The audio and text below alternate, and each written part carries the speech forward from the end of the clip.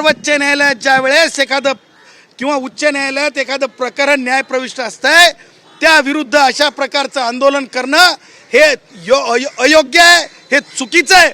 त्याच्यामुळं आमचं म्हणणं पोलीस अधिकाऱ्यांना हे सुद्धा होतं की तुम्ही तातडीने कंटेम्प्ट ऑफ कोर्टसाठी उच्च न्यायालयामध्ये अर्ज करावा.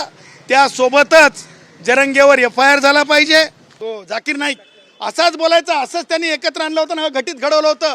त्याच्यामुळं जाकीर नाईक सारखं काहीतरी हा घडवेल याची मला फार फार शंका आहे. म्हणून मी पोलिसांना सांगितलं लगेच त्याच्यावर कारवाई करा. आम बंबई वालों को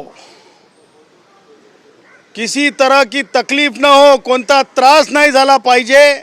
ज्या प्रकारे राजकारण मनोज जरंगे नावाची व्यक्ती करत आहे, ठरवून करत आहे. जरंगे हा काय कायद्यापेक्षा मोठा नाही. उगा कोणीतरी त्या चिचेच्या झाडावर चढचढ म्हणल्यानं चढायचं नसतं. चिचेच्या झाडावर चढल्याच्या नंतर कायदे बदलत नसतात. भारताचं संविधान हे एका माणसालाही तेवढंच सिरियस घेतं आणि एका गावालाही तेवढंच सिरियस घेतं, देशभरालाही तेवढंच सिरियस घेतं.